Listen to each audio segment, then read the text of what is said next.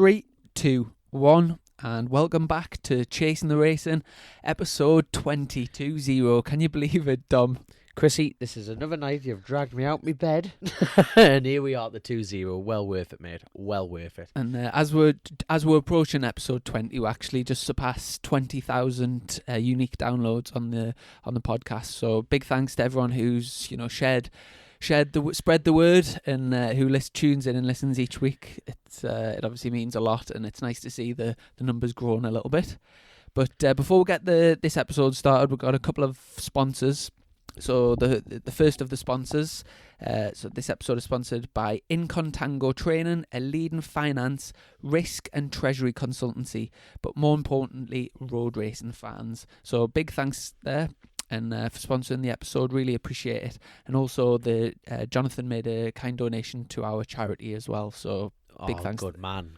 No, and we also have another sponsor, Chrissy. You know what I mean? Because obviously we're getting very popular, son. Very popular. We're trying to keep people happy, especially my man Hayden Gibson there, one of my personal sponsors, who's also chucking his own financial well-being into the cause, mate, into the cause.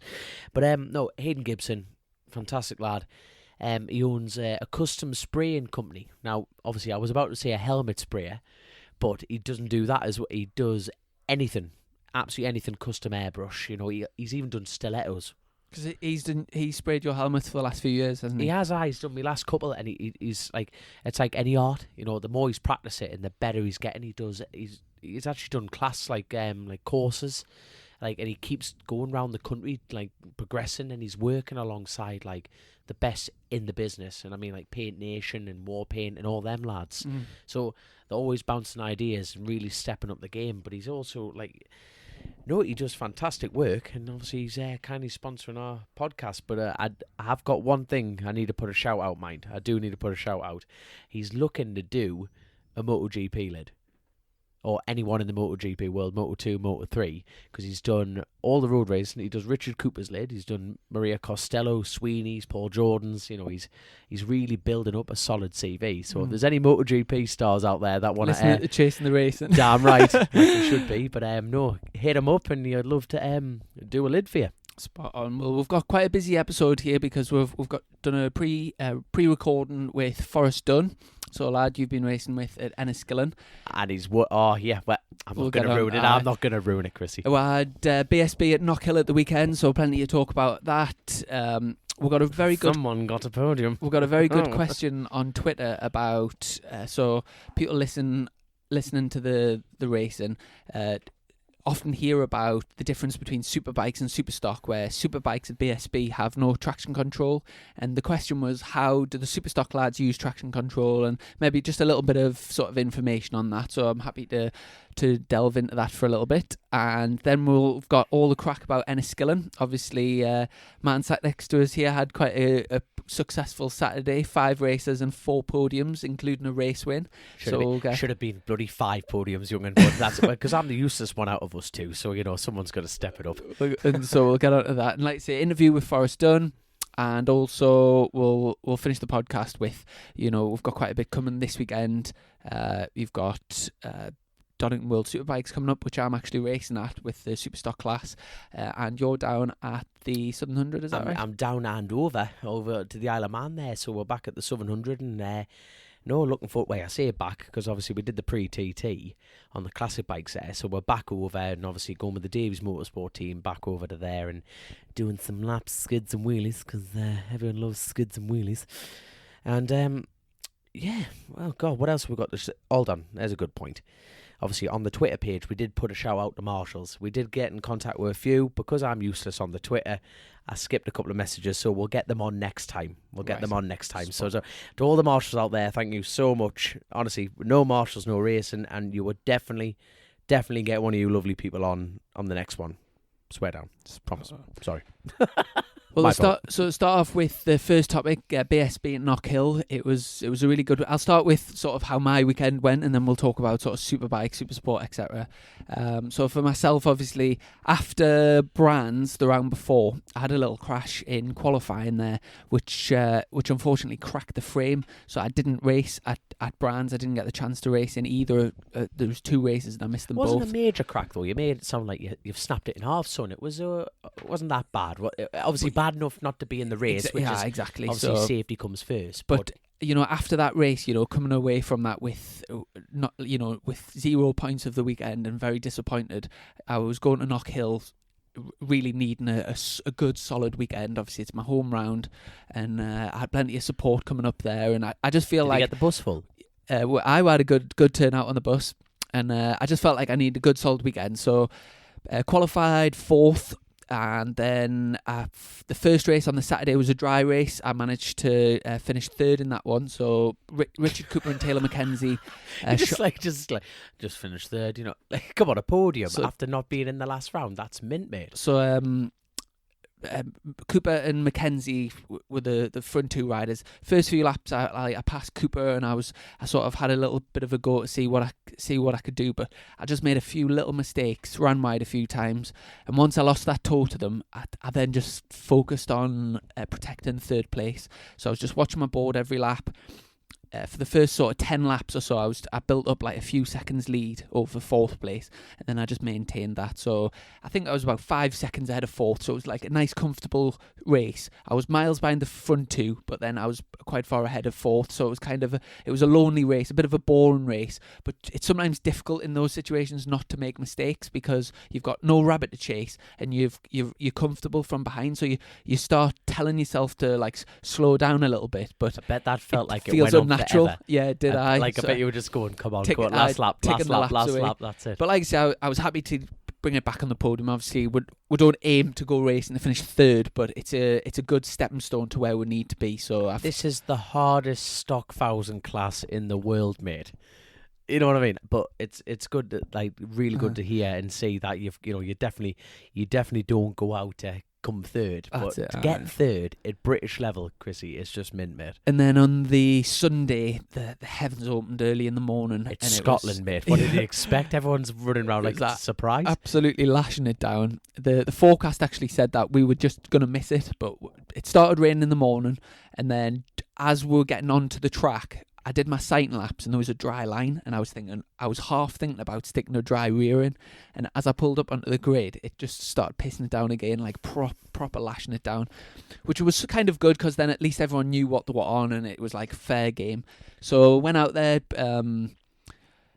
had a good solid race. The weather conditions were horrendous, and it's difficult to ride in those conditions, but Knockhill is very, very grippy in the wet. I can't even remember the last time I rode at Knockhill in the wet, so I wasn't sure about the grip level, but I watched the Superbike qualifying race the day before, and the lap times they were doing in the wet were unbelievable.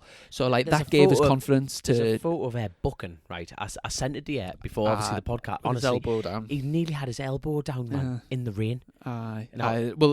Is that what? Okay, I remember us talking. I think you mentioned it on the podcast, but how many tracks out there in the country that you've ridden are that grippy in the rain? So the grippiest tracks in this country, you've got Knockhill's definitely up there. Thruxton's very grippy. Pembrey down in Wales, and Anglesey also in Wales. I'm trying which podcast we were talking about this. They're by far the grippiest. I would say Thruxton's probably the grippiest, but really? Knockhill's definitely a contender. Elbow down Buchan. Yeah, exactly. I couldn't believe how grippy it was. And like I say, we'll get on to superbikes. They had a brilliant wet qualifying, which was unbelievable to watch. 40-minute session, and the lap times just kept tumbling, and it was great to watch. But speaking of tumbling, before that crash, right? You showed us before, right? Typically Dominic here. Mm-hmm.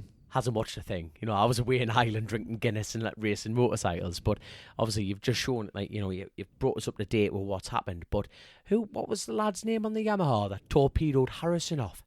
Oh, that was in the race, Matt Truelove. He's lucky Harrison. I tell you what, honestly here, right, Truelove came ploughing out of the hill, right, and at any other junction in the world, you look left and right. He just rode straight on and he just ploughed senior TT winner Dean Harrison nearly in half. And how that could have been the end of his season. Well, I was actually at that corner for BSB race 2, and I seen me and the girlfriend were watching and we'll witness that firsthand.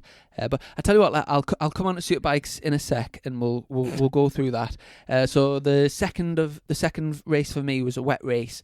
Like I say, really difficult conditions. I got away with the front guys and sort of settled into like third, fourth. Me and a lad called Lewis Rollo, a local lad. He's really strong in the wet conditions on the Aprilia. So we were kind of battling a little bit. Again, Mackenzie and Cooper with the class act, they cleared off. And then it was between myself, Andy Reid, Lewis Rollo and Luke Jones for a period of time. Unfortunately, Luke had quite a big crash, but I think he was okay. And it was Andy Reid that made third place on the podium, closely followed by myself, and then I had about 5 seconds over Lewis Rollo. So a strong fourth position finish, and I haven't had a great deal of experience in the wet conditions. The first wet race that we had this year, my gearbox actually went, so I retired from that one, and then the one at Donington I got taken out, so it was the first wet race I've finished. So I feel like every time I ride the bike in the wet, we improve the setup. We're definitely going in the right direction. I had more and more grip, and it's a work in progress. But yeah, it felt quite comfortable, and obviously a third, fourth place finish over the weekend. Good haul of points, and I'm up from like something like 11th or 12th in the championship. I'm up to 8th in the championship. So me working in the right direction, Dominic, working in the right direction. But like you said before, Superbikes obviously will come to race 2. It was. You know, Knockhills provides great racing because it's a tight, twisty little track. Well, give it, like, everyone listening, give it, like, obviously, you know, war race fans here, but give us an example of lap times, Chrissy, you know, like, going from yours to Superbikes. Well, so my fastest lap of the weekend was a 48.8, and then I think the Superbike lads, I think the 40... Well, I'll have a quick look, 2 secs on race 2. The fastest Superbike lap was a 47.6. So it's like 1.2 difference, but what's the front two difference? Like what's the price difference between a Superbike? Roughly, honestly, it must be $100,000. Something like that. It'll be something stupid. I think the front Superstock lads though were doing 48.3. So both Cooper and Mackenzie, which that is an incredible lap time on a Superstock bike. Both of them under the original lap record, yeah. But what for me was more impressive was in this piss and rain qualifying session on Saturday. It got delayed quite a lot, so they were out at like about 6 o'clock, 40-minute session. And the lap times were just coming down and down and down.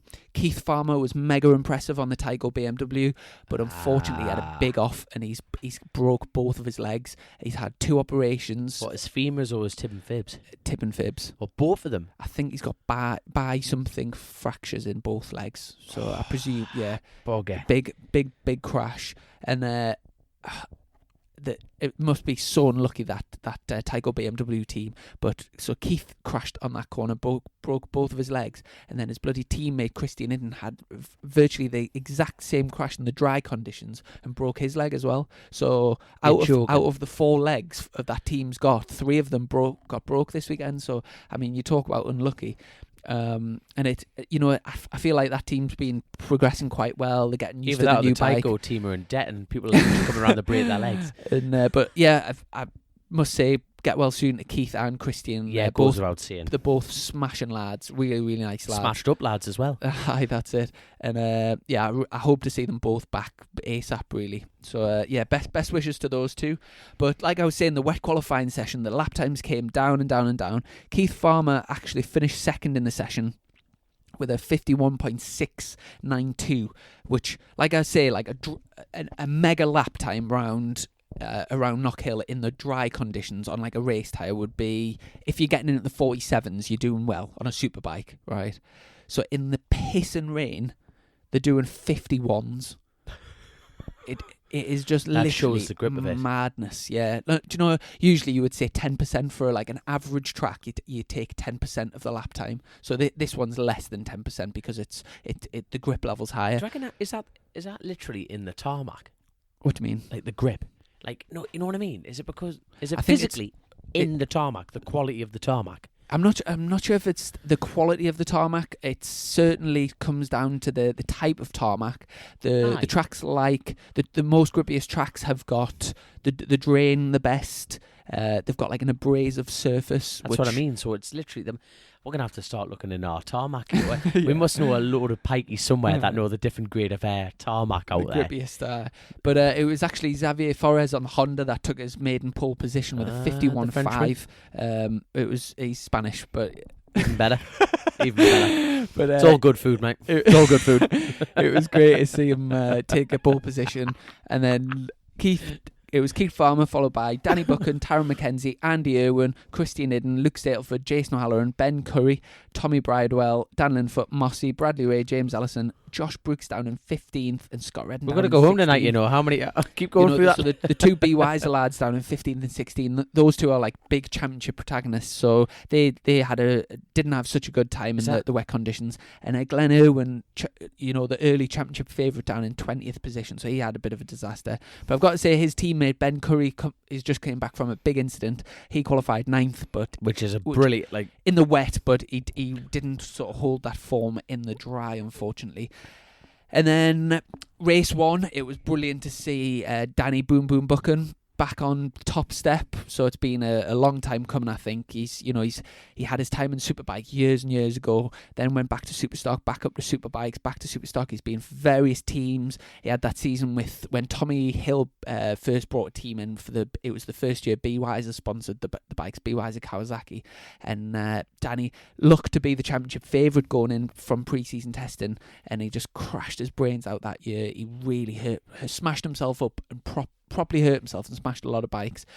Came back to Superstock with the team I'm with, Morello Kawasaki, dominated the championship, and then he stepped back up, had a strong year last year with FS3 Kawasaki, and then to see him take his first win. He had a podium here last year, so it's a good track for him, and to see him take his first win in a convincing fashion as well, 6.2 seconds ahead of P2 with Scott Redden. So it was a mega race for him. Scott Redden P2 from 16th on the grid. So that's one hell of an achievement, that. And you've seen Knockhill, and also this race, it had been raining, so there was a drying line, and you know how difficult it is to overtake when there's one drying line, because you basically can't move off that drying line or you go down. Aye, that's it. He found a way, Scott Redden. He was the man of the race, followed really. by the Frenchman. The French-Spanish man. Xavier Forest third, so good podium for him. And I passed him once, Past him I swear on life. the motorway. No. First time I ever got in the ZX10, testing for the Davies lot. Oh yeah, I remember at Cadwell Park. Basically, honestly, I went through him like a cheap slapper, I'm telling you. Don't get me wrong, he was never been to the circuit, right? He's never sat on a Honda. And it still had indicators. And I just went, well, if I'm ever going to pass this Frenchman, who's apparently Spanish, I just went round the outside of him with me on the deck like that. I was there watching, I remember. Track day with Cadwell, it was good. So if he ever does listen to this, sorry for calling you French. And from race 1 results, I would say Josh Brooks was surprisingly down in 8th position. He had a tough weekend, really. He had a crash at the chicane in qualifying or free practice, and didn't, for the last few races he dominated at Brands Hatch, and to see him down there in 8th this weekend, he wouldn't have been happy with that. However, it's really good to see Bradley Ray turning his form around. He's been having a tough start of the season, and he was back in that sort of leading pack this weekend, which was good to see. P6 in the first race. Hold on. You know how you love me skipping subjects here, don't you? You love it. You absolutely love it. So, right, what happened to what's his face? You said his name beforehand, man. Bradley Ray. He had like an explosion, didn't he? Yes. In race 2. So again in race 2, he was having a strong race. He was in that sort of leading pack, and his bike blew up. So just as he's coming on form, it blew right up on the straight in like massive smoke, and obviously that means oil's pissing out. So the red in flag the rain the race as well. Straight, you know how fast away. oil moves in the rain. No, it was dry. It was dry. It was in the dry race, was it? It was the second race.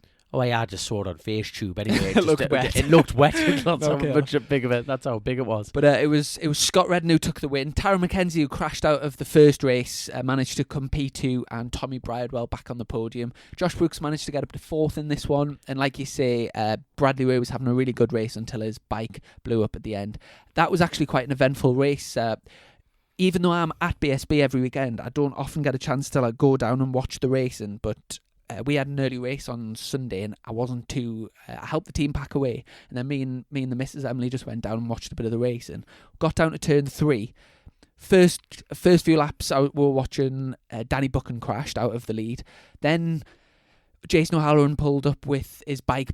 Blew up again. He got black flagged He twice. got black you know flagged what I mean? and pulled over. Then the next lap, Matt Truelove came down the grass, rejoined, and it was like, oh. And then the next lap he did exactly the same thing, but when he rejoined, Dean Harrison was coming around the corner and he just basically T-boned him. So like I said, both of them went down. The footage you showed me, mind, that could have been the end of Dean Harrison's season. That, imagine if he hit him square in the femur.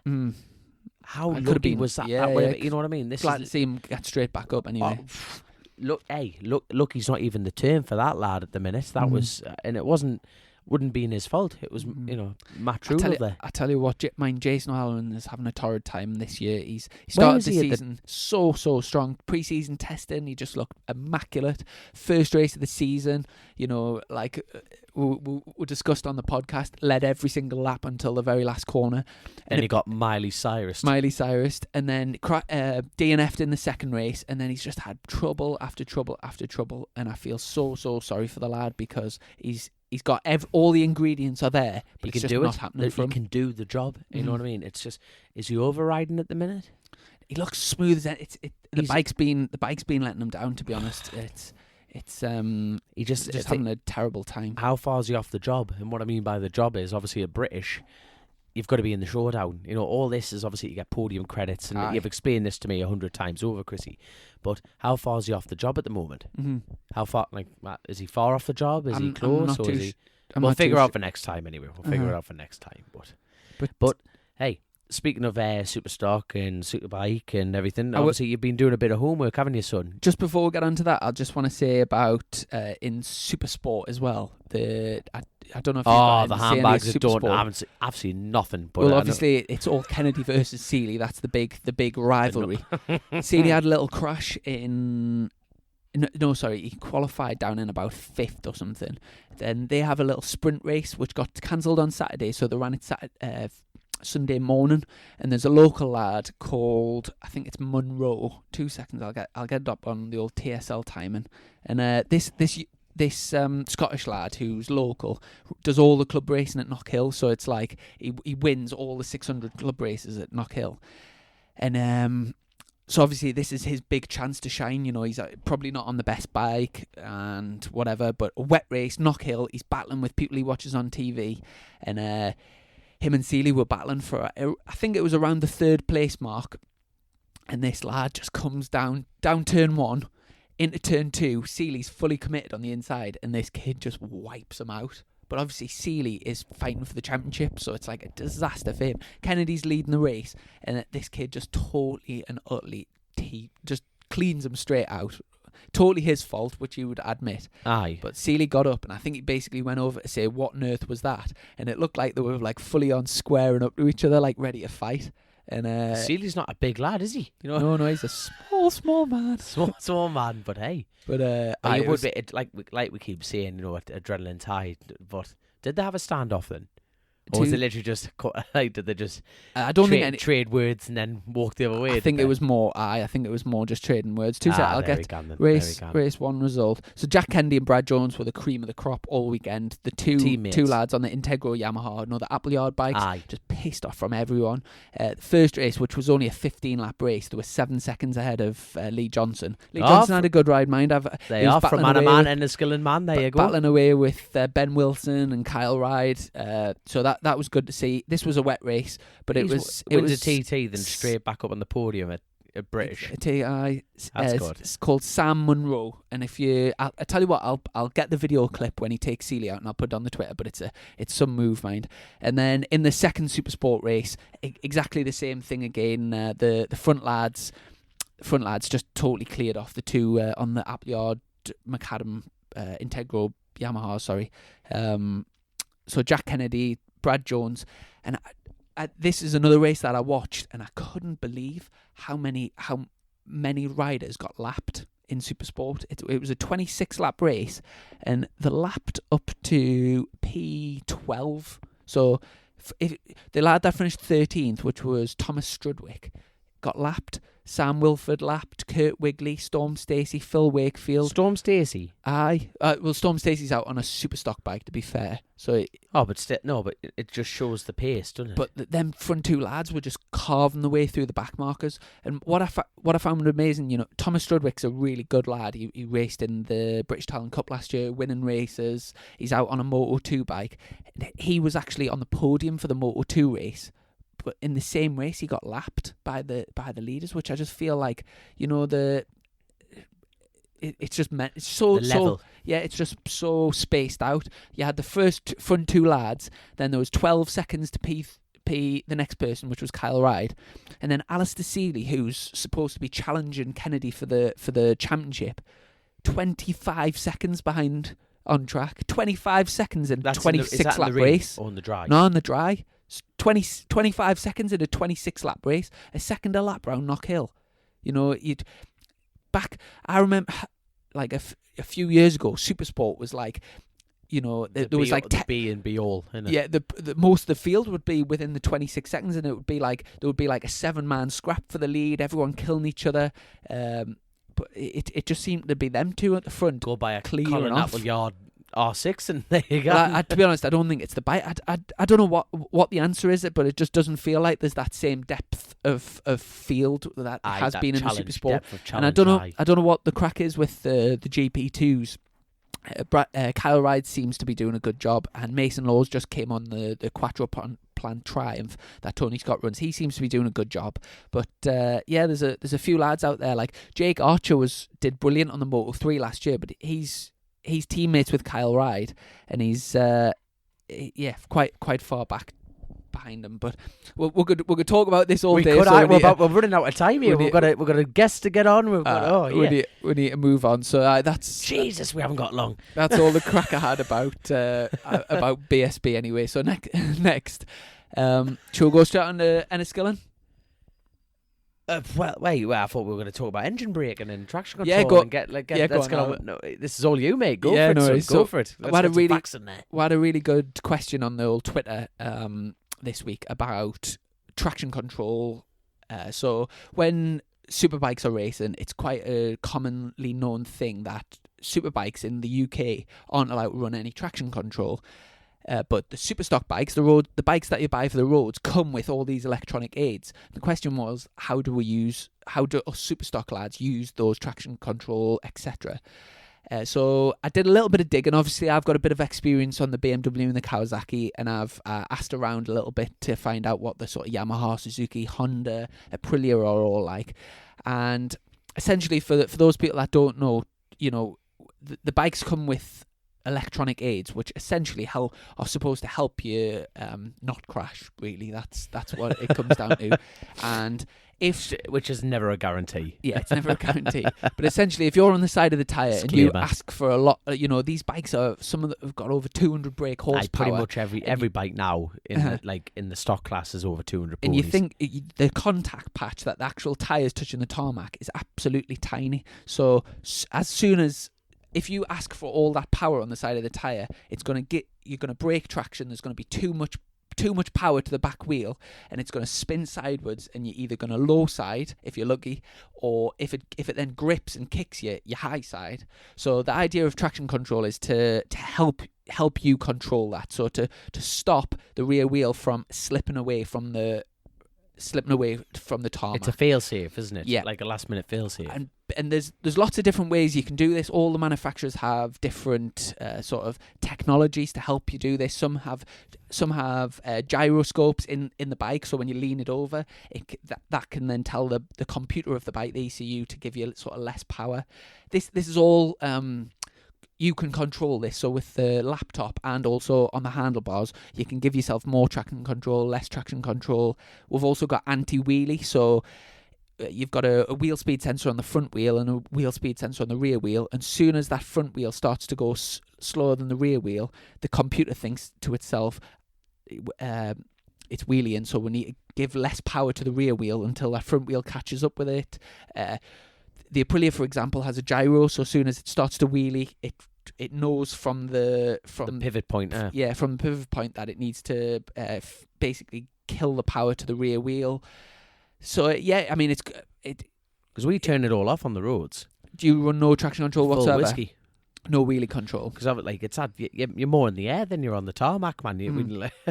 It's because obviously every little bump and pothole. Like we've tried the anti-wheelie, we've tried the traction and everything. It's just obviously the roads are that different nature, compared to a short. It's like going fishing on a pond then jumping in the Atlantic. Yeah, you know so what I mean, it's it's so much more. The word violence, the wrong word, but there's just so much more going on the road circuit. Mm-hmm. You need to let the bike breathe, and so you just turn it all off. To answer the guy's question, for you, the having traction control and anti-wheelie is a hindrance. It doesn't mean anything because you just turn it off, which you can turn it off on the handlebars.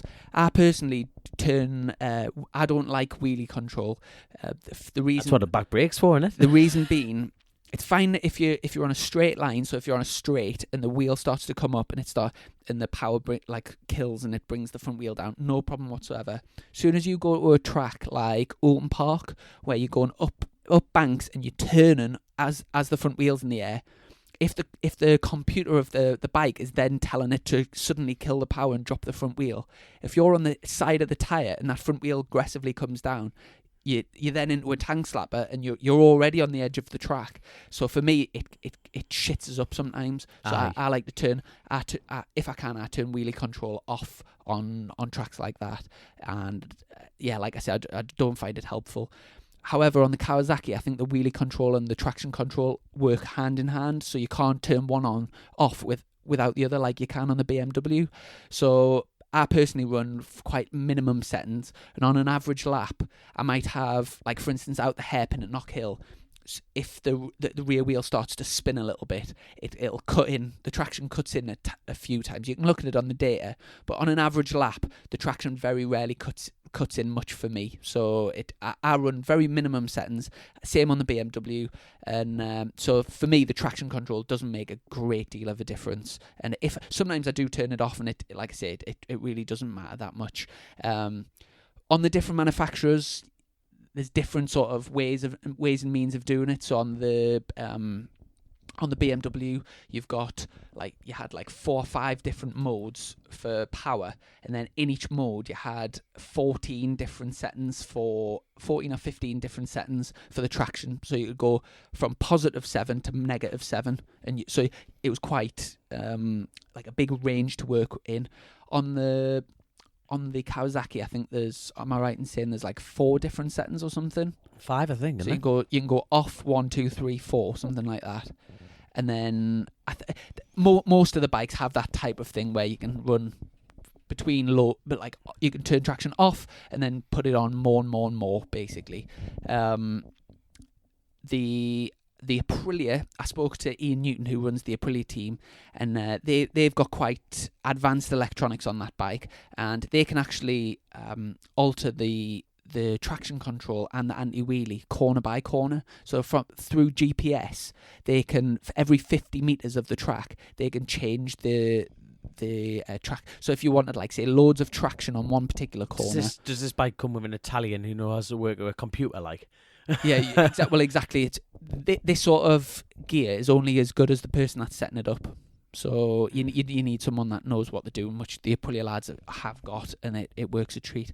But so in terms of the anti-wheelie and the traction, I don't feel that gives much of an advantage. Even in the wet race, I didn't change my traction, so I still had minimum traction in the wet. You just want to feel what the tyre's doing, don't you? Yeah, it was maybe a mistake. I think I could have maybe gained a little bit from having a bit of traction. So lesson learned. But yeah, for me, when you see the lads with the laptops working in pit lane, I think the biggest gains mainly comes from engine braking from track to track.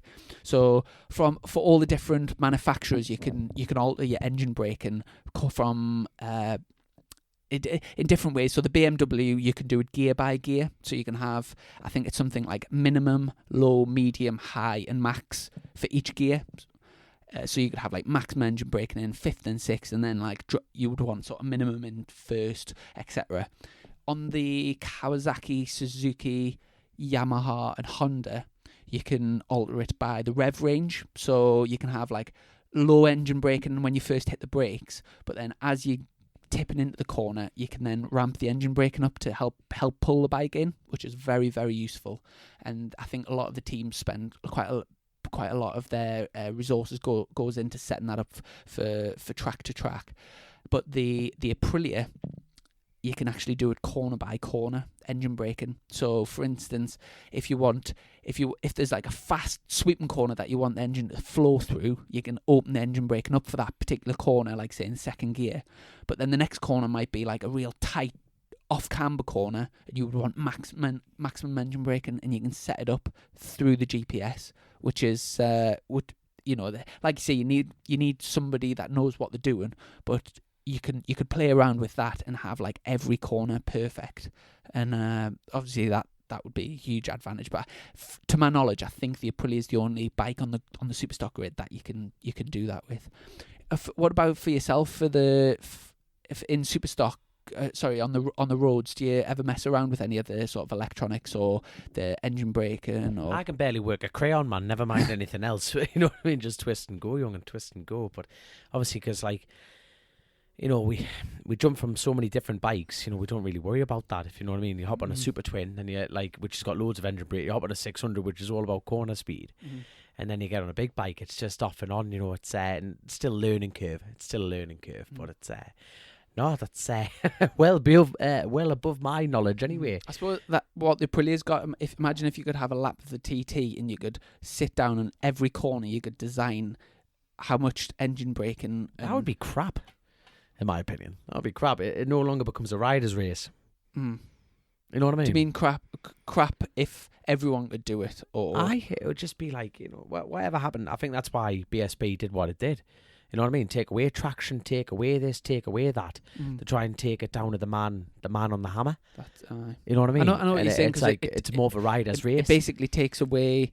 Once you start going down that road, it takes away the sort of the small man. Of course it does. It takes away everything. And that's actually what happened with the reason why BSB don't run big electronics and they've got a controlled Motec is back when Leon Camier won the championship. He had by far the best electronics. They spent ridiculous amounts on the electronics and therefore walked the championship, won it with a few rounds to go. Nobody wanted to turn up the last few meetings because the championship was already decided, and it was that's why they brought that rule in to make things more equal. But hopefully that's helped people understand, and the like I say, you on the computer you can sort of play around with lots of things, but I would say traction control, anti-wheelie doesn't really help much. I personally don't rely on it much at all, and like you say, you don't run it at all, so that answers that. Full whiskey. So on to the big topic for today. Forest Dunn. You were down in Enniskillen at the weekend while I was at Knockhill. Friday, Saturday, first time at the track. How was it? How was it learning the track to begin with? Well, it was it's probably one of the smallest races on the calendar. It's only a 2 mile. I think it's a 3 mile track, but it's based in County Fermanagh in Northern Ireland there. But like I say, Fermanagh was built on a bog. I mean, so the tarmac is physically changing. It's like living on lava. But that gives a unique characteristic to the place. And it's like every road racer or every road rider who's ever gone round the TT course or anything like that, it's they've gone through a section called Ginger Hole, which is described as the bumpy place. You know what I mean? You need a gum shield to go through that section. And Fermanagh, Northern Ireland, Enniskillen Road Races, makes Ginger Hole fishing on a pond. I'm telling you, this place is literally a motocross track on tarmac. It's bumpy, it's raw, it's a proper road race. It really is. It's tight as a nun's neck of leg. I'm telling you, it is. So there's barely room to get 2 cars down it, man, and it makes some proper racing. And the Enniskillen 100 Road Races, it's the second year they've run it since 19... I think the last time they've run it is... Oh, yeah, I'm going to have to work on my facts. You know what I'm like? Years and years. Well before I was a twinkle in my dad's eye. But this is the second time they've run it. But the thing about the Northern Irish people... Ireland, period. Northern and Ireland... is the fact that they put their money where their mouth is. Not like our soft English lot, you know what I mean? Like, oh yeah, we can do this, we can do that. Them lot, we'll see, we'll put a road race on. And everyone at that club, for the second year in a row now, have put and got everyone together, all the club committees, all the sponsors, all the organisers, all the marshals, everyone. They can literally whip up a road race. Mm-hmm. How many people, what kind of people do that? Mm-hmm. Only hardcores, only proper hardcore race fans can do that. And when you first got here today, we watched a little sort of on board on, was it Motors TV? It was on Motors.tv, but it's coming out on ITV on the 9th of this month. Oh, brilliant. So what's that next? Anyway, it's on the 9th of this month anyway. And so you'll be able to watch, so you were out in the Super Twin and the 600 races, is that right? Yeah, so I was out in the Open, but on my 600 as well, because obviously, I went with just the 600 because we've got the 700 coming up, so we want to keep the bikes right for that. So when it came to learning the track, how did you go about it? I just woke up early and drove around it in the car, but you only learn these places when you go at high pace. Yeah, you know where what I all mean? the bumps and all the cracks are and stuff. That's it. Like a short circuit, you can jump on the track on a track day and learn it that way. But this place, they have to shut the road for you to go learn it properly. Aye. But no, as far as a track, it's easy to learn, but hard to get right. But in the same breath, it was fantastic. It really was. I loved it. I really did love it, and it was great because one of my personal sponsors, Roy Armstrong, Armstrong Engineering, he put up the Super Twin race, and obviously, unfortunately, I was actually entered on my dad's Super Twin, but he's entered the Manx Grand Prix on it. So we got the bike up and going, but unfortunately, it wasn't quite running right, so I couldn't get there. So Roy rang up a lad called RJ Woolsey. And he provided me a bike for the weekend. So a bike that I've never sat on before. And we turned up, we got pole position on it, and we went out and won the race on it. So you can't... No, brilliant. Yeah, you can't argue with that. Was that your first Irish national win? That is my first Irish national win. Congratulations. Which is good. So 4 out of 5 podiums. And to get on the podium in the 1,000 race on a 600 was good. But honestly, everyone there... were you the only one in the front group on the 600? No, Darryl Tweed was there, and he's going to kill me for this. He's going to kill me for this. There's another lad. Oh, yeah. I'm so sorry if you're listening. Describe him. Oh, he was on an number 75 orange Kawasaki and had a face look like you could take a slap, like, you know what I mean? Looked hard as hell, Chrissy, I'm telling you. But no, it was a good. I think the biggest problem is because there's that much going on in the calendar that the grids weren't as full as they should have been. Right. But obviously the club, they've done a fantastic job, and hopefully the grids will keep filling up. Obviously more sponsors get on board and everything. But no, all in all, it was absolutely brilliant. But one of my close friends, Forest Dunn, who was also our guest for the podcast, he turned up and did a fantastic job. But no, we'll have to put this little pre-recorded chat on, won't we, Chrissy? Yeah, we'll have to. Have you got anything else to mention? Oh, there's so much to mention, but I think we've talked about the BSB through and through here. So no. Obviously, we'll get to see your race on when it's on ITV. Who was your big rivals there? Did you have any good sort of battles? Or like all them everyone there, everyone was going on the pace, and number 75, he's gonna kill us, man. He's gonna kill us. Did you have any moments while you were over there? Oh, plenty. That's why you go road racing. It's fantastic, man. It's absolutely, why else go racing if you're not going to scare yourself? If you don't want to go scare yourself, go, fix Zimmer frames or something, shit like Fishing. that. You know what I mean? But you ever seen Deadliest Catch? That's adrenaline. But no, you go racing motorcycles to crap yourself, and Enniskillen definitely helps you along with that. I'm telling you. Man. And once you finished the racing on the Saturdays, did you have a good night out Saturday night? Oh Christ, aye. There was plenty of the black stuff drank anyway. If it's Northern Ireland, how can you not? But no, obviously to get my first national win, brilliant. And no, hopefully we can roll that form into the 700. Does does your first national Irish national race, does that bring any more tattoos to the body? Obviously, you had the first race at the TT was what was it? Oh, the classic TT, the 350 Yeah, win. what was the tattoo? Oh no, it was the Legs of Man one. Legs anyway, of Man, so. and then what's your? Is it? Do you have one for getting 130? Well, I haven't done 130 yet, though. So but I've done 129.6 or whatever it is. But what's the let's not go that situation. There you go. What are you getting a tattoo to I'm celebrate not your first Irish national? You'll tell me what. Well, I might do. I might get a 4-leaf clover, a leprechaun like Lee Johnson or something like that on my thigh, or something stupid like that. But no. But anyway, here time's ticking on, Chrissy, man. Jesus, man. It, right. 45 minutes. Let's get. So Forest go on. You can introduce him, ladies and gentlemen. I'd love to present to you Forest Dunn, Enniskillen Road Race winner. Ladies and gentlemen, on tonight's podcast, we have the one and only Enniskillen 2-times winner, Forest Dunn. Are you there, son? Yeah, man. Oh, good lad. Good lad. So what's the crack tonight? What you on with? I'm drinking beer, getting the bike ready for scaries, and talking to my dogs, and talking to you two. Fantastic, mate. Fantastic. But obviously, like I say, you're the 2-times winner of the Enniskillen National Road Race winner, which is brilliant. But we'll get talking about that. But basically, this is the podcast, and it's not just about the rock stars. But hold on, I take that back. You're now a rock star, son. I know. Think how things have changed in the last week. Good man. But obviously, you're a privateer. You know, you don't get much more privateer than your good self, and it's just amazing, to see you to get those results. But obviously, let's just go back to the beginning. Like, Chrissy, we're going to go back to the beginning with Forest here, and obviously, just tell us how did a mad Cornwall lad like you get into racing motorcycles?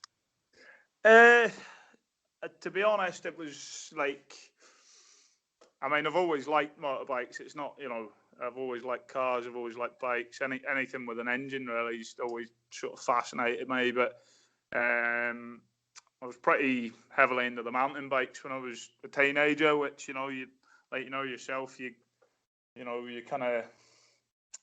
I think it's just sort of like a natural progression. Like, I always wanted to do motocross when I was a teenager, and a lot of my mates were doing it, and but it was just one of them. I couldn't afford it. Parents couldn't afford to buy me a bike, so just had to wait until I could afford to do it. I can imagine you being a pushy kid. Like we see, no one knows you like we do, mate. And I'm telling you, because obviously, now, if you're going to draw pirate, right, the modern day pirate, you'd draw you, wouldn't you? Wearing shorts, covered in tattoos, and a big smile on your face, looking like you've got a pocket full of doubloons. That is what we've done. But obviously, you're from Cornwall, so you kind of knock the pirate edge a little bit on the head. But honestly, everyone who's listening to this podcast right now needs to know who Forest Dunn is. And you're just absolutely amazing, mate. And I can blow smoke up your arse till the cows come home. I really could. But I might go pop if you keep doing it too much like that. But obviously, the first time I met you was down at Anglesey. And what bike were you riding down at Anglesey? It was I think it was a ZX10 back then, actually. It was a ZX10, I believe. Right. When did you first start road racing? Road racing, my very first road race was 2014, September. The Oliver's Mount Gold Cup. Right. Very first road race as such. And then, the next year, started 2015, I went into my very first Northwest 200. But, my very first race was in 2013 in March. So, it was like a very steep learning curve, really. It was a bit probably too steep, and looking back, I don't think I was ready for it, but we've managed it and dealt with it, so it's kind of your very first race in 2013 was that? Did you start with club racing or something? Yeah, I think it was the very first time No Limits actually ran their, it was their very first race meeting. I'd done quite a lot of track days with No Limits, and I sort of wanted to stay sort of loyal to them, so I done my first race meeting with them, and I actually that was the last time I won a race, because it was my very first novice race. Good mate of mine, Carl Simpson. I don't know if you remember him, but he was too bad on the old sports bike, but he's took up cycling now, so he's. So you two have done the opposite then. So you got Yeah. fed pedaling your mountain bike with your mates and bought a throttle, and he's done the other way for some stupid reason. I want. You know, he's got a family, you know, and he's a very competitive man, like, and you know, if he's not doing what he wants to be doing, which is he wants to win, and that is all he wants to do, you know, and if he's not doing that, he's not happy. But he's an absolutely, you know, I think given the right opportunity, he'd have been right up there, you know. That would be, you know, in short circuit. He never really fancied the roads too much, and he always called me a mad bastard for doing it. But you know, he was at the very sharp end of Thundersport, you know, right from the word go. You know, he was quick, and you know, I had a lot of respect for him for that, because he was, you know, like, the man was on fire. You know, he was doing ridiculous lap speeds. I think he was doing, you know, 32s around Cadwell in his first season, you know, by the end of his first season, you know, so that, you know. Takes some doing, absolutely. And I know Dom keeps mentioning that you're from Cornwall, but yeah, your accent sounds a little bit sort of. It's all over the shop, isn't it? Yeah, mix of other things. Have you pirate man? I'm telling you, he's a pirate. Are you born and bred in Cornwall, and have you lived there all your life?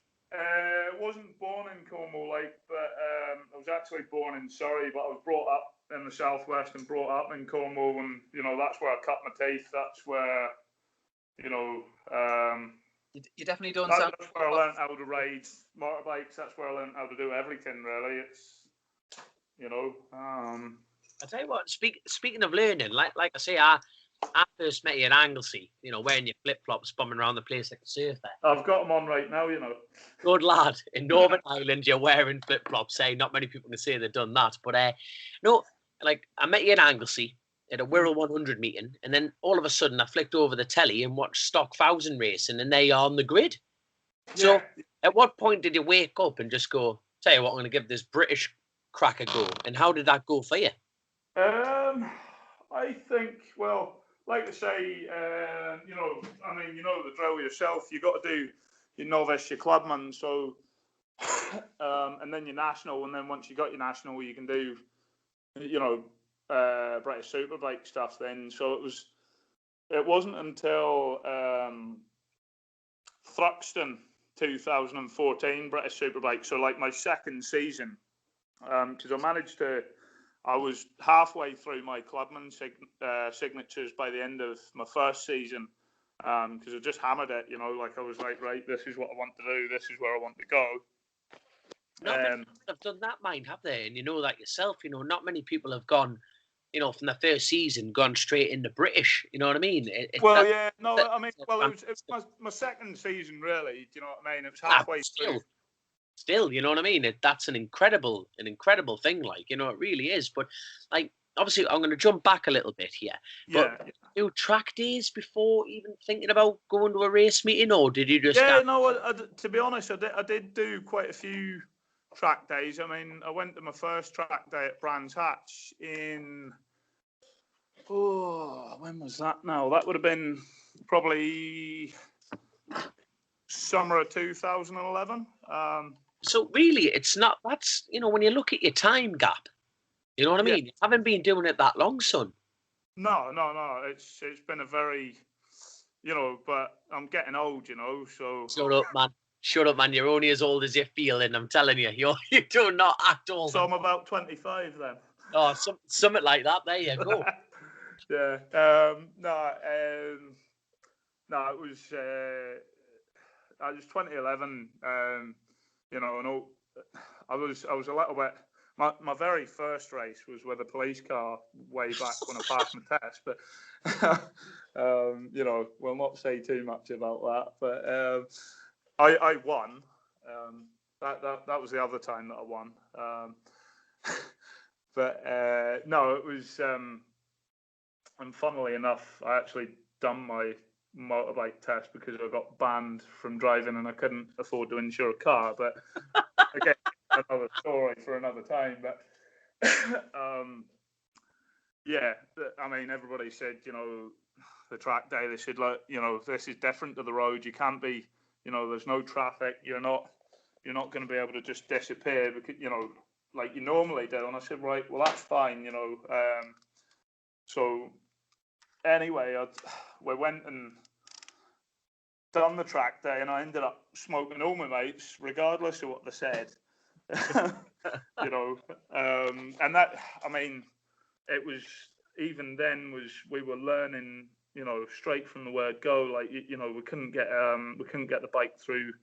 It was a Suzuki GSX-R 750, and it had a full Yoshi system on it, which was great, but I couldn't get it through noise testing. Which is the worst thing about racing in England and short circuits, by the way, is the noise testing. It's absolute rubbish in my eyes. But yeah, we made a baffle out of a Red Bull can.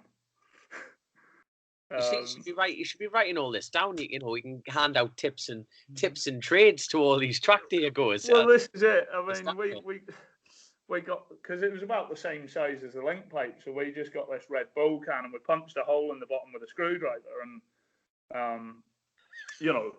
and that was it. And it actually dropped the sound, the sound reading by 13 decibels. There we are. You see, they are top tip from Forest Dunn. All you track day listeners here, carry a Red Bull can. That's it. Oh, that's your emergency baffle, like, if you ever need one. But did it survive? Yeah, it does work, But I mean, the thing was, it absolutely killed the bike. And we were doing our sighting laps, and the bike wouldn't rev over like $7,000. So I was like, well, that's my day ruined. And then the thing must have blown out the back, because it suddenly took off, and that was me for the rest of the day then. So it was great. But yeah, noise testing, that's probably one of my pet hates, to be fair. I've seen me at Castle Combe beating the baffles flat on other bikes, trying to get them through the noise test, and putting a socket back down through it so it'll get the bike going again. And yeah, it's just... it is a nightmare. And do you know, in between the races, what do you do for a living? Well, at the moment, I'm currently doing building work. Today, we've been doing a drainage job, which I told you about earlier, which I was very, very happy about. Would you like to inform all our listeners what you've been exactly doing in Belfast today, young'un? We've been sifting through a brown tide of human feces, and trying to unblock a few pipes. Lovely. Yeah, it's not ideal, but it is what it is. You've got to do these things, haven't you? So, do you still do a bit of like oil rig work and stuff like that? Because you literally are like the embodiment of like a road racer. Because no one likes going to work. It's called work for a reason. It's not called fun. But you honestly just go to work to go racing. Like, you do as much graft as you can and then just stop, don't you?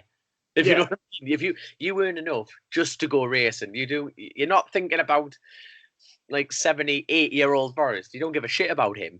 You just think, right, he's probably not going to be there, to be fair. I work on the rigs during the winter. It kind of, it's sort of, it's something I don't really like doing, and I try and do it as little as possible, because it's not a nice job. You go out there for 3 weeks, you're away. It's kind of like being in, I wouldn't know because I've never been there, but I can imagine it's a bit like being in jail. There's a good conscience, Chrissy. He's been in jail. I heard you set a car on fire when you were 15, man. Yes, I did. Obviously, I was too young for. I was a bit quiet about this, Chrissy. Back then, so sort of got away with that one quite lightly. But yeah, I've set fire to quite a lot of things, to be fair. But it's that's just what you do when you're a child, isn't it? I don't know. Have you listened to any of the podcast yet? I have listened to one or two, but I've been, yourself, like with time and stuff. Like He's talking shite, Chrissy. He's talking shite. He's talking. No. I have, because I was intrigued. Curiosity got the better of me. But yourself, like with work and everything. I mean, there was a time in my life when I didn't have a TV for about 2 or 3 years because I just didn't have time to watch it and I didn't really care. Do you know what I mean? So, like, well, you probably didn't hear it, but we did a podcast after the TT and we were talking about various things. Obviously, like, I definitely didn't listen to that one. I can tell you that. Right. Well, What's going on here? We've got a technical. Oh, we've got a technical. Oh. Carry on. Are we all right? Oh. No, we're just blowing out a car that some 15-year-old kid set fire to in Durham here.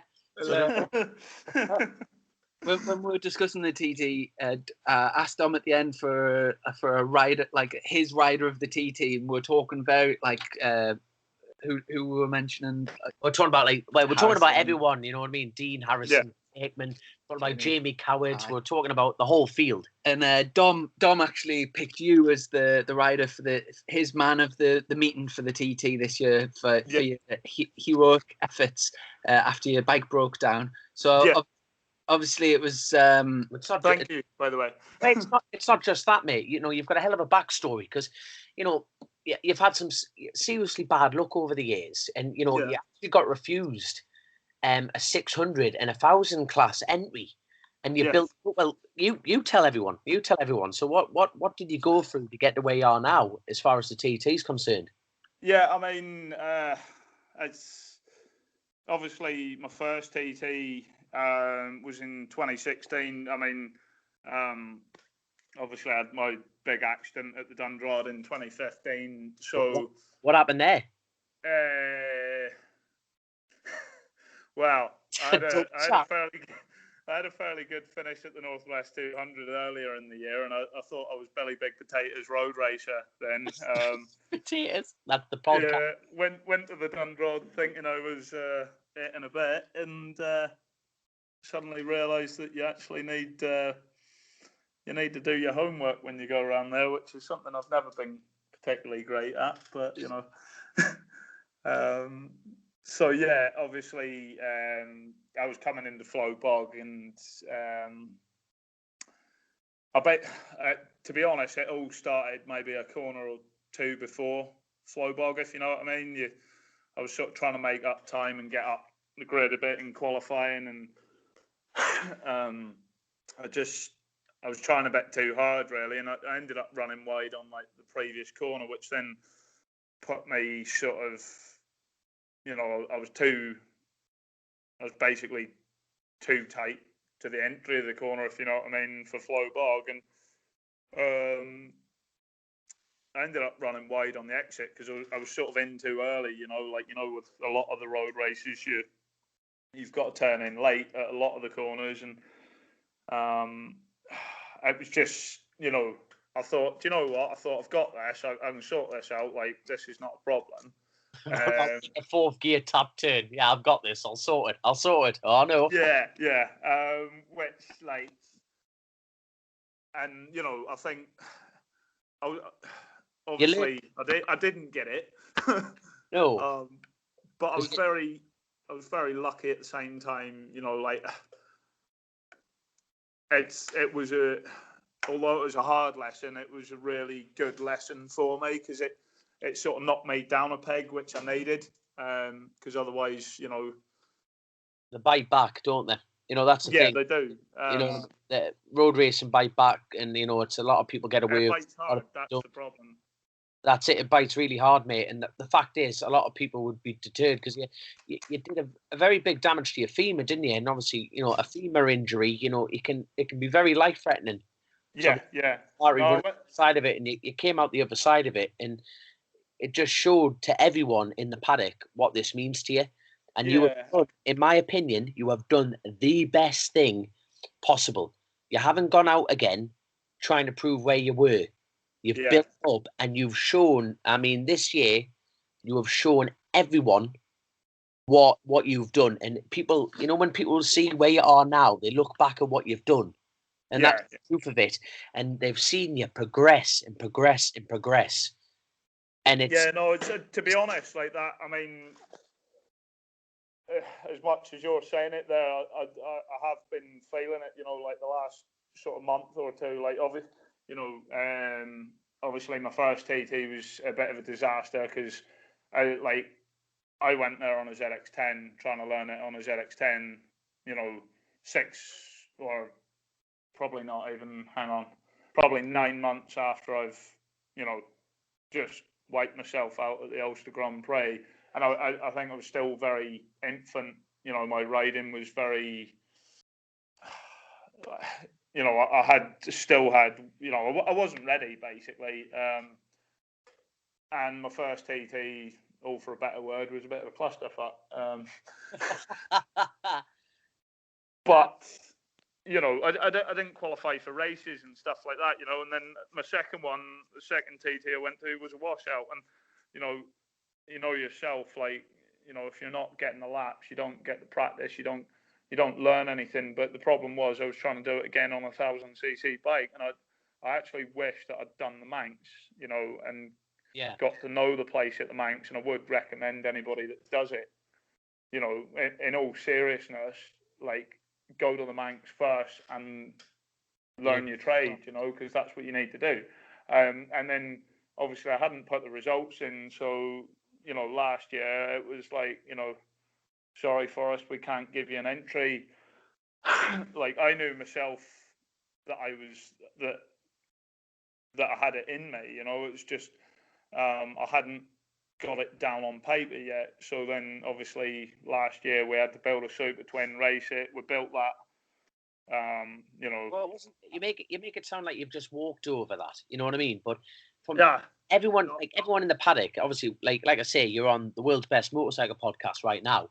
But it's trying to get that across. You sold everything. You sold everything to get that Super Twin. And the fact is, I actually borrowed the money. It was a good friend of mine, Danny Tomlinson. He basically lent me the bike and the money to get it built. And the deal was that I built it. Luckily, Danny took a lot of, he put a lot of trust in me. And we built this bike out of nowhere, basically.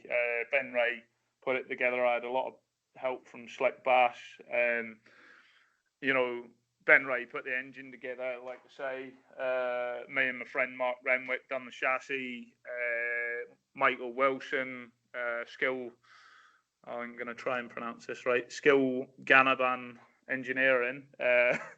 He done all the brackets, all the welding. Darren Cooper, fellow racer, he helped me with information. Ryan Farquhar helped me with information.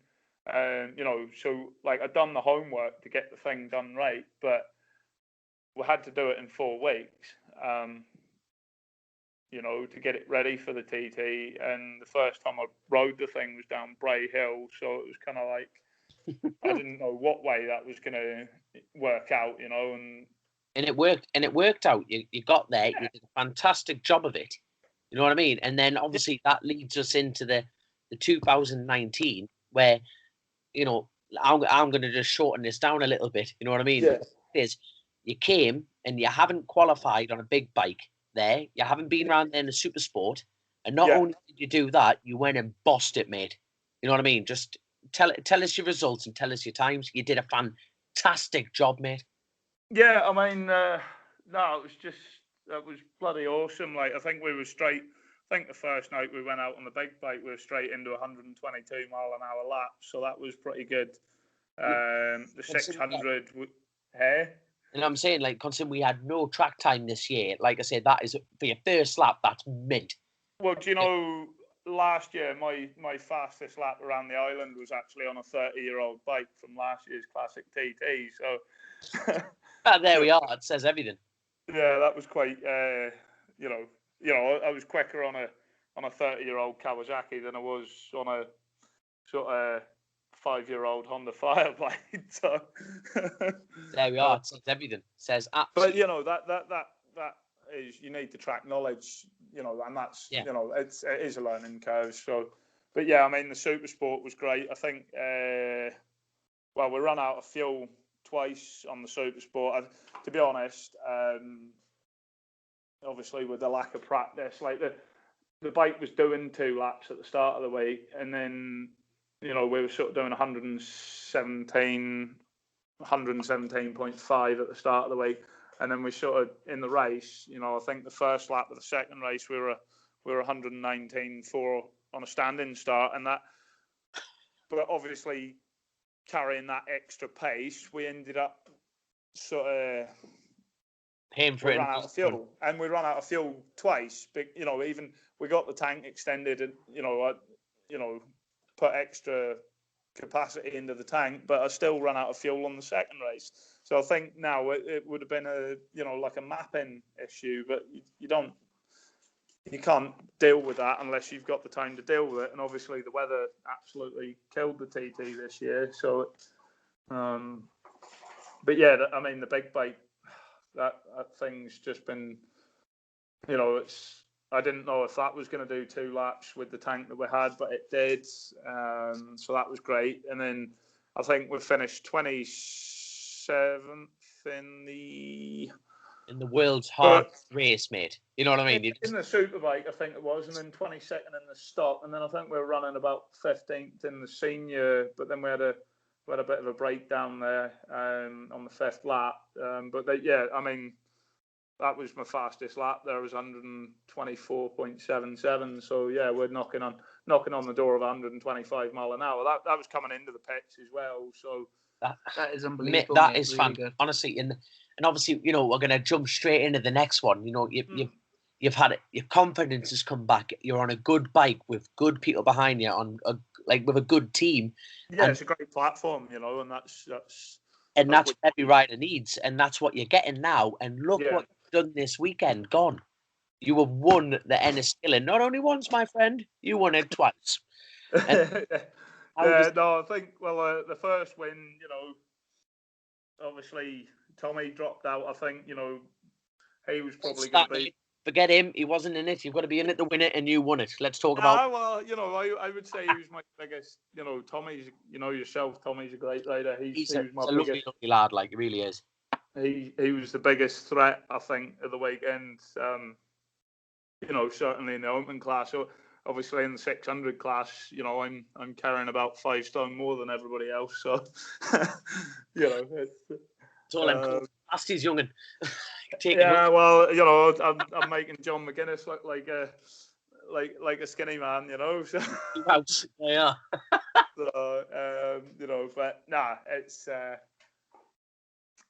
No, but mate, come on! You're tearing yourself down here. You know what I mean? You've become a 2-time national winner. You know what I mean? Yeah. Just describe that to me. You know what I mean? Just big yourself up, big up your sponsors. This is your opportunity. Come on! Bloody overwhelming, mate. The support, the compliments. The people that have messaged me. There's people that have messaged me that. Out of the blue to say well done. There's people that rung me. All that sort of. Do you know what I mean? Those compliments are what have made it for me. It's even the praise given. Do you know what I mean? That was just brilliant crack. Like, obviously you were there. The champagne. Like, I've wanted to do that my whole bloody life. Do you know what I mean? Brilliant. You couldn't. Hey? There's no feeling like winning. All right. No, well, I wouldn't know because I've not really done it. Do you know what I mean? You do now, young'un. You've gone from well. I can imagine, obviously, winning 2 races and then shifting shit all day. It's a bit of brings you back down to reality. But certainly has. But honestly, but from me and Chrissy here on Chasing the Race, and we can't say well done enough. And that just brings us on to our really last and final question. So for the rest of the 2019 season, what's in stock? What have you got lined up? At the moment, bar the Southern 100, I'm planning, and it's not. I want to do the Southern 100, but obviously the funding's. that's one thing I've become very good at as a privateer, is managing my funds. So you're in motor racing. There's no managing funds. You just spend it. Well, that's it. I spend it and think about it later. But I think spending it in the right place. Yes. So for me, it's going to be, I'm going to compete in the rest of the Irish Nationals. Yeah. There's Skerries this weekend, Walderstown, Fahine, Armoy. There's the Cork Road Races, which is a new one on the calendar this year. Fantastic. Are you entering the Ulster? Of course, I wouldn't miss it for the world. Like I say, I've given Noel Johnston enough grey hairs. Like I sort of owe it to him. It's and obviously, are we going to see it at the Classic TT again as well? Classic TT, most definitely, and hopefully Killaloe, which will be the last one. But usually I've run out of money by then, so it's kind of well. What I mean? But no, like you say, I mean, sponsors, everybody like that, everyone who's supporting me at the moment, like you can't thank them enough. Yourself, like you couldn't do it without them. Like it's a 50-50 effort in my eyes. Certainly, the way things are going at the moment, it is a 50-50 effort, and it's great. It's given me the time, like even my boss at work, he's allowing me the time off to go here and there when I need it, and it's all them little things. Nobody like thinks about it. Like everybody's got their day-to-day stuff that they do. You wake up in the morning, you have breakfast, you go to work, you come home, you do this, you do that, you write invoices, you do all that. Then you need to go start prepping bikes. You need to do this, do that, and and it's all the little bits that everybody else does. Like that I've had people that come with me at the weekends and they say, oh, well, I don't do anything, and I'm like, no, you do. You made me a cup of tea earlier. That's brilliant, and it is brilliant because that just them little bits. If somebody hands you a cup of tea whilst you're fixing your bike, or makes you a sandwich, or something like that, just all the little bits that yourself, like that's what makes it happen. And yeah, you couldn't do it without any of them people. So it's like. I to be honest, like I'd owe you a good thank you for giving me a kick up the arse last year with this Super Twin, because I to be honest, I was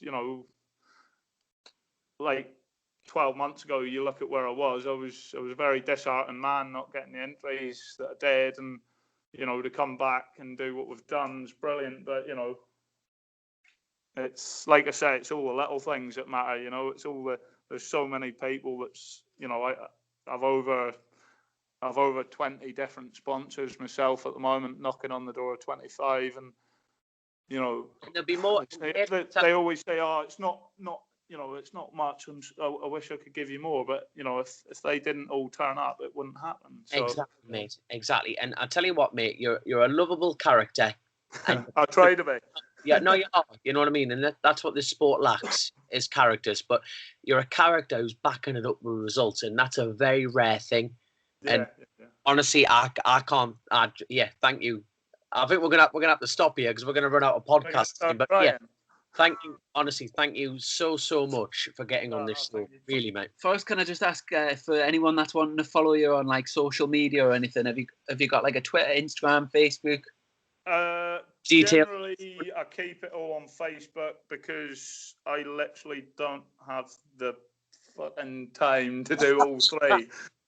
I'll put a bit on Instagram, but most of it's between my personal page on Facebook or my racing page, which is Forest Dunn Racing.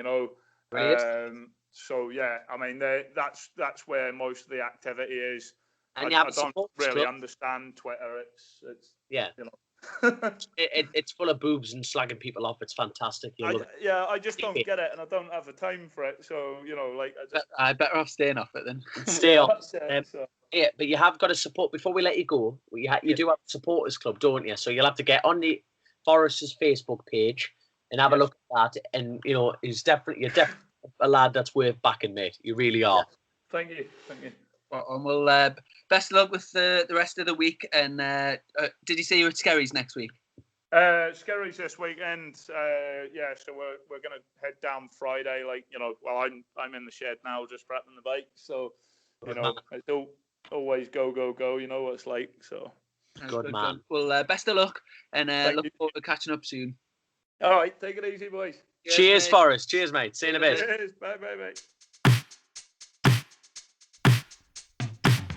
So, nice interview with Forest Dunn, obviously a cracking lad coming through the ranks and a good TT this year, and obviously backing it up with his wins at Enniskillen. He must be happy. He's clearly a character, good, hard-working lad, and he jumps around the place like a dog with a firework up his arse. I nicked that one from Roy Armstrong. It's a very descriptive. Describes Forrest perfectly. I'm telling you, it really does, mind. It really does. Well, have you got much? Obviously, after the Southern 100, is it? When do you head down there? I go tomorrow. All right. So we've got to get this done and then wrap this up, and then I'm off down to prep bikes, get everything packed in the van, and I head over Sunday morning. But obviously, it's going to be a big full grade. Dunlop's going, Harrison's going, Jamie's going. Paul Jordan's going. Everyone's going. So it's going to be some seriously tight race, and Rob Hodgson's there. Loads of the local lads. It's going to be some tough racing. It really is tough racing. Well, look forward to seeing how you get on there. I'm down at Donington this weekend. My class, the Superstock 1000 class, is supporting the World Superbike meeting there. So looking forward to a race on Sunday. And yeah, we haven't mentioned MotoGP from Assen, but time's ticking on. Actual Frenchman, not a Spanishman, was mopping up there. Yeah, anyway, we'll mention him next time. We're ticking on time here. We're ticking on time. That's it. So big thanks to everyone who's listening, and I see our reviews on iTunes are going up and up and up. We're on 107 5-star ratings now, so massive thank you to every single one of you that has put only 5 stars, people. Only 5 stars. 5 stars. So yeah, we really appreciate that, because that helps the podcast sort of go up the rankings and stuff, and helps other people see it. And just thanks for everyone sharing the word, and really looking forward to it's a busy time of the year, this, isn't it? We're back to back, weekend, we're here, there and everywhere, so we'll try and squeeze a podcast in probably again next week, but look forward to. I'm away. Oh, you're away next week? It's a week-long event, the Southern. Are you there? What is it? Do you get there on Tuesday, Sunday? And then... So it's Tuesday night, Wednesday, Thursday, then Friday. Oh yeah. Anyway, so it's a lot. It's a week. I won't be home. We'll be missing a week, while. and then we'll be back on the following week. But big thanks to our sponsors for the show today, in Contango Training. Really appreciate the support. And Hayden Gibson, HG Concepts. I never mentioned, but obviously he's extremely competitive in price, and he's definitely worth a look on social media. He's on HG Concepts on HG Concepts UK on Facebook. HGC Concepts on Instagram and Twitter, and obviously he's got his own website, which is hgconcepts.co.uk. Honestly, he's definitely worth a look. He really is, and it won't be beaten on price. Spot on. And the very last thing before we sign off, a guy got in touch and said if I wouldn't mind just mentioning that the Munster 100 Road Races is back on this year. So it's down. It's in association with Cork Motorcycle Racing, and it's back on. It is the 3rd and 4th of August in Glanmire. Do you know? Have you been there before? Do you know anything about it? I'd love to go to Cork. I'll have to get in touch with them and put my entry in like the rest of them. No, it looks great. I've seen some photos, and it's obviously been on the calendar back in the day. And I'm looking at this bit of paper you've got in front of us, and the advertisement looks good. So, no, I think I'll have to get myself down there. Well, I'll have to go an hour to go down first. There you go. 3rd and 4th of August. Get yourself there. That's it. And it's parking's free, under 15's free, and I'm just reading the poster there. It looks... you got Dunlop on the front, you got McGee and Shields. Is that McGee and Shields? Wait, you got 3 of the best road races in the world there, national races. And obviously if Dunlop gets there, that'll be brilliant. He's been there before. Oh, cool. So no, he probably no doubt end up going again. So Smashing. Definitely worth a visit. Any news on McGee? No, but obviously, after his crash at the TT there, I think he's just getting himself ready for Armoy in Ulster, and he's just building himself back up. But I'm not sure. He's a very secretive lad. I'm not knowing my luck. He'll end up turning up the Southern. There'll be another lad to try and beat. But if you are listening, Derek, you've no doubt you're probably doing push-ups right now or something like that. You're an absolute machine. But yeah, get well soon, mate. Spot on. Well, very best of luck over at the Southern 100. I'll be wishing you on. And good luck on the world stage of Donington Park. Yes, thank you very much. Look forward to catching up the following week. Good man. See you in a bit, Chris. Cheers, mate. Take care. See you in a bit.